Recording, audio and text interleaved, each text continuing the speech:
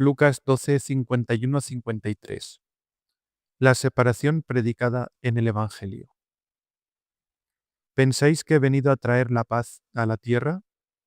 Os digo que no traigo la paz, sino la separación. Porque en adelante estarán en una casa 5 divididos, 3 contra 2 y 2 contra 3. Se dividirá el padre contra el hijo, y éste contra su padre, y la madre contra la hija, y la hija contra la madre, la suegra contra la nuera, y la nuera contra la suegra.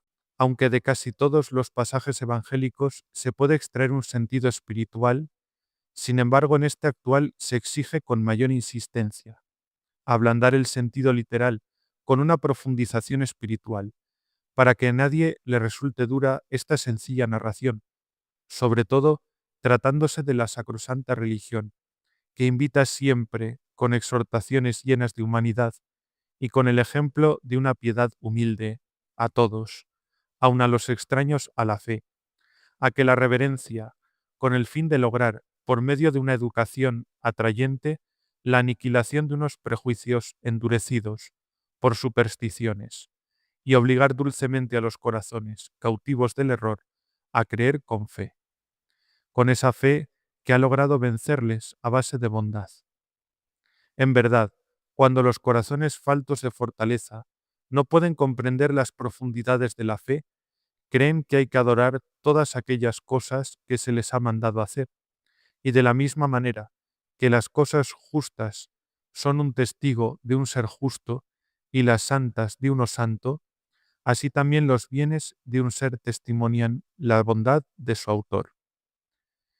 Si pues el Señor ha unido en un mismo mandamiento la reverencia a la divinidad y la gracia de la bondad, diciendo, amarás al Señor tu Dios y amarás a tu prójimo, vamos a creer que ha querido dar un cambio a ese mandamiento hasta el punto de desterrar dicha relación y romper los lazos de afecto, pensando que puede haber mandado esa división entre sus hijos queridos? Si esto es así, ¿cómo va a ser nuestra paz Él que hizo de dos pueblos uno solo? Efesios 2, 14.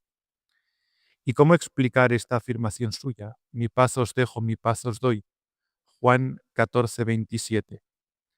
Si ha venido a separar a los hijos de sus padres y a estos de sus hijos, deshaciendo así sus lazos. ¿Cómo coordinar aquel maldito quien no honra a su padre? Deuteronomio 27:16. Y esto otro de que quien abandona a su padre practica la religión. Pero nada más que nos damos cuenta de que la religión ocupa el primer lugar en importancia y la piedad el segundo, veremos que esta paradoja se aclara bastante. Porque ciertamente es necesario posponer las cosas humanas a las divinas. Pues si hay que dar el honor correspondiente a los padres, ¿cuánto más al Creador de los padres, a quien tú debes dar gracias por tus mismos padres? Y si ellos no le reconocen en absoluto como a su Padre, ¿cómo los puedes tú reconocer a ellos? En realidad, Él no dice que haya que renunciar a todo lo querido, sino que hay que dar a Dios el primer lugar. Y por eso lees en otro libro, el que ama a su padre o a su madre más que a mí, no es digno de mí. Mateo 10:37. No se te prohíbe amar a tus padres, sino el anteponerlos a Dios, porque las cosas buenas de la naturaleza son dones del Señor, y nadie debe amar más el beneficio que ha recibido que a Dios, que es quien conserva el beneficio recibido de él. Luego, aún literalmente, no carecen los inteligentes de una explicación religiosa, aunque, no obstante, creemos que hace falta investigar más para buscar un sentido más profundo. Y por esto añade, estarán en una casa 5 divididos, 3 contra 2 y 2 contra 3. ¿Y quiénes son estos 5 cuando parece que las palabras que siguen citan 6 personas, es decir, el padre y el hijo, la madre y la hija, la suegra y la nuera? No hay duda que la madre y la suegra se pueden identificar, porque la que es madre de un hijo es al mismo tiempo suegra de su esposa. De modo que, aun literalmente, no resulta absurdo ese cálculo del número, y claramente aparece como la fe no está presa bajo las ataduras de la naturaleza, puesto que, aunque están obligados a los deberes de la piedad, Con todo, permanecen libres por la fe. No parece, por tanto, algo superfluo el que tratemos de dar una solución a este pasaje con una interpretación mística. La casa es una, y único también el hombre. En efecto, cada hombre es una morada de Dios o del diablo. Por eso una casa espiritual es lo mismo que un hombre espiritual, como leemos en la epístola de Pedro. Vosotros como piedras vivas sois edificados como una casa espiritual para un sacerdocio santo. Primera de Pedro 2:5. En esta casa, pues, están divididos 2 contra 3 y 3 contra 2. Frecuentemente leemos que el cuerpo y el alma son dos realidades, y cuando se reúnen dos sobre la tierra, Mateo 18:19, de los dos se hacen uno, Efesios 2:14. Y en otra parte, castigo mi cuerpo y lo someto a servidumbre, 2 Corintios 9:27. Es decir, que uno es el que sirve y otro distinto aquel a quien está sujeto. Si ya hemos reconocido a estos dos, tratemos ahora de conocer a los otros tres, a los que es fácil llegar partiendo de esos dos. En efecto, tres son las disposiciones del alma, mientras reside en el cuerpo, una racional, otra concupiscible e irascible la tercera. Pues el hombre por la venida de Cristo, de irracional que era, se hizo racional. Antes éramos semejantes a los animales que carecen de razón. Éramos carnales, terrenos, según consta. Tierra eres y a la tierra volverás. Génesis 3:9. Pero vino el Hijo de Dios, envió su Espíritu a nuestros corazones. Gálatas 4:6. Y nos hemos convertido en hijos espirituales. Podemos decir que en esta casa se encuentran otros 5, a saber, el olfato, el tacto, el gusto, la vista y el oído. Por tanto, si según lo que oímos o leemos, ponemos a un lado el sentido de la vista y del oído, excluyendo los placeres superfluos del cuerpo, que proceden del gusto, del tacto y del olfato, vemos que ya está la división de 2 contra 3. Y es que el espíritu, cuando tiene ya hábitos, no se deja dominar por el atractivo de los vicios, sino que para acercarse a la virtud se abstiene de las cosas agradables del placer, y no consiente con nada que la pueda llevar hacia el error. Antes, por el contrario, por medio de la división, logra que se distancien los deseos del corazón de los deberes de la virtud. Pero si este pasaje lo referimos a los 5 sentidos del cuerpo, entonces los vicios y pecados corporales quedan fuera de esta interpretación. Cabe también ver en estos 5 a aquellos que el rico lujurioso del Evangelio, Lucas 16:23 y siguientes, llama hermanos suyos, y que cuando se nos muestra atormentado en el infierno, ruega se les avise, para que sepan despreciar las comodidades en este mundo, a fin de que sus anhelos de virtud puedan encontrar el descanso después de esta vida. Otra interpretación que alguno da consiste en considerar el cuerpo y el alma separados del gusto, tacto y olfato de la lujuria, los cuales en una misma casa están en lucha contra los vicios que les asaltan. Ese cuerpo y esa alma que se someten a la ley de Dios, apartándose de la ley del pecado. Aunque su desacuerdo haya venido a la naturaleza motivado por la prevaricación del primer hombre, de suerte que si cada uno ama sus deseos, no pueden caminar juntos hacia la virtud. Sin embargo, una vez que el Señor destierra tanto las enemistades como la ley de los mandamientos, Efesios 2:14-16, por medio de su cruz salvífica, pueden juntarse y unirse en amistad, puesto que Cristo, nuestra paz, descendiendo del cielo, hizo de los dos pueblos uno, derrumbando el muro de separación de la enemistad, anulando en su carne la ley de los mandamientos, formulada en decretos, para hacer en sí mismo de los dos un solo hombre nuevo, estableciendo la paz y reconciliándolos a ambos en un solo cuerpo con Dios. ¿Y quiénes son estas realidades sino una, la parte interna y otra la externa? Una considera el vigor del alma y la otra representa la sensibilidad del cuerpo. Y es cierto que ambas estarán plenamente de acuerdo en la unión de sus inseparables sentimientos, cuando la carne sometida a la parte más noble obedezca a los imperios salvadores de ésta.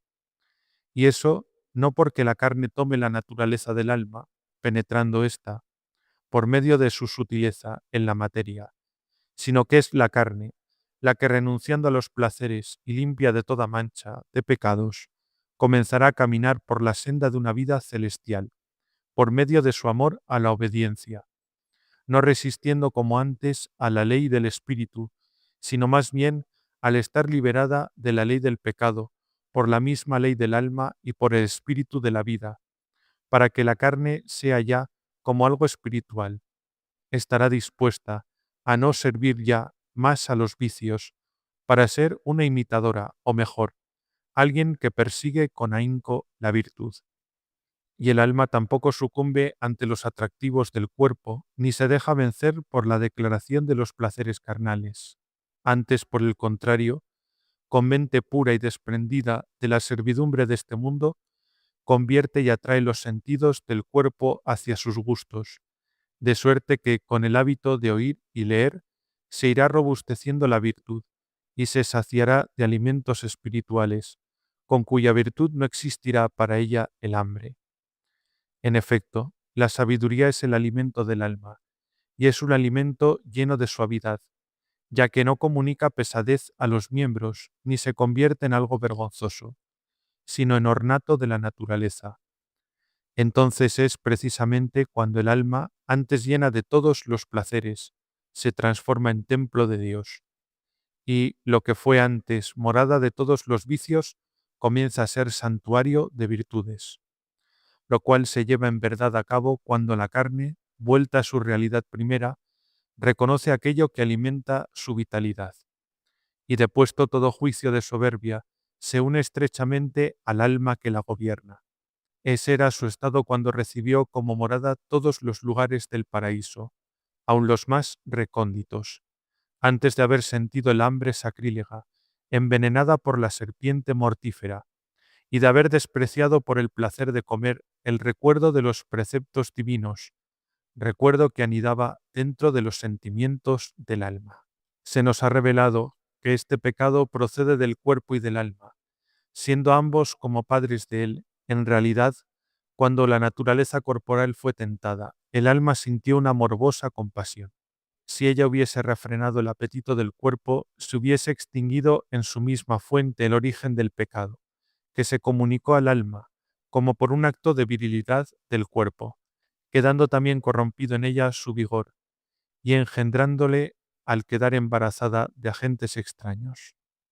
Así, el sexo más fuerte y potente resulta como dominado por el poderoso impulso de la pasión viril, mientras que el otro se aplica a guardar una actitud más suave que violenta. Y por esta razón los movimientos de las distintas pasiones han adquirido un mayor relieve. Pero cuando el alma vuelva a entrar en sí misma avergonzada en su pudor de un parto deforme, entonces renegará de su bastardo heredero, renunciará a las pasiones y tomará horror al pecado. Y también la carne, cuando, anonadada por los duros trabajos y aburrida por lo penoso de su lamentable infortunio, se haya dolido intensamente de verse dominada por estas pasiones que eran como espinas de este mundo y que ella misma había engendrado. Entonces se apresurará a desnudarse del hombre viejo para separarse de él, con el fin de no ser una madre poco previsora que traiciona a la posteridad que de ella nacerá. Igualmente, el movimiento irracional de los apetitos, atraído por el celo de los vicios, como haciendo caso al agradable aspecto de una cierta apariencia, se les ha como unido para vivir en sociedad. Y por eso al vicio, precisamente por haberse unido a los movimientos de los apetitos perversos, se le puede considerar como la nuera, del cuerpo y del alma.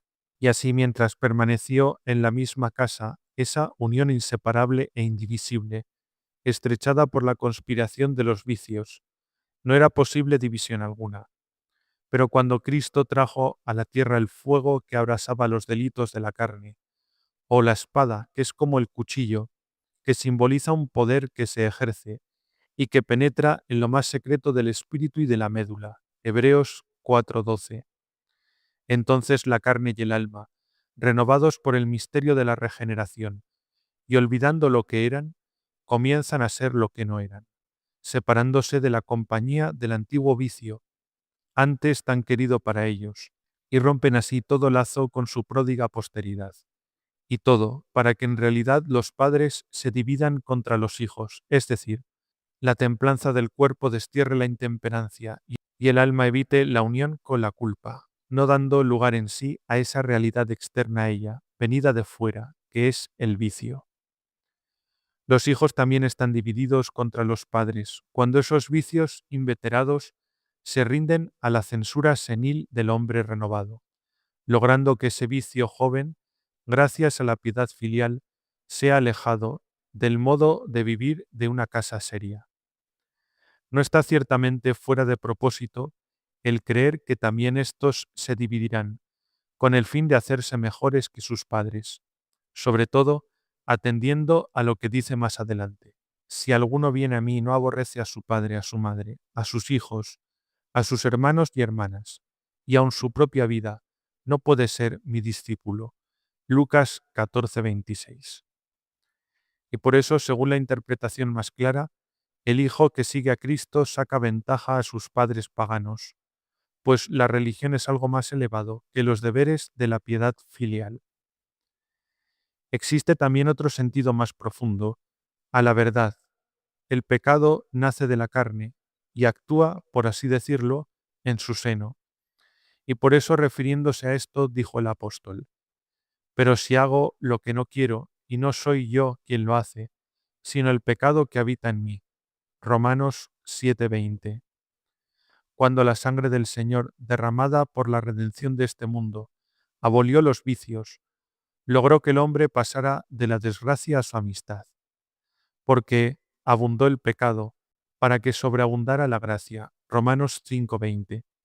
Y consiguió que la penitencia hija del pecado fuera capaz de empujar a ese hombre hacia el cambio de vida y a que desease la gracia del Espíritu. Y así aquello mismo que me era mortal me valdrá para la salvación. Confróntese Romanos 7:10. Y por eso el pecado, cuando ha sido lavado por las aguas de la fuente, se divorcia de la carne que la había engendrado. Y en fin, este proceso del paso de la culpa a un deseo sincero de penitencia le es necesario a todo aquel que desee redimirse del pecado. También es un hecho que la palabra de Dios cambia la concupiscencia de las cosas malas, y aun este apetito más fuerte de deseo pasional, en un anhelo vehemente de caridad y amor divinos, y en la misma naturaleza, se lleva a cabo una transformación, logrando que al ser despreciado el apetito del cuerpo y del alma, el placer de los misterios celestiales sea mucho más deseable que aquel. Pues el espíritu se alimenta del conocimiento de las cosas, y una vez cautivado por las promesas de los bienes futuros, puesto que está en un estado más elevado, va cogiendo asco a las antiguas obras del alma, pues el hombre animal no percibe las cosas del Espíritu de Dios, son para él locura, mientras que el hombre espiritual juzga de todo, pero a él nadie lo puede juzgar. 1 Corintios 2:14 siguientes.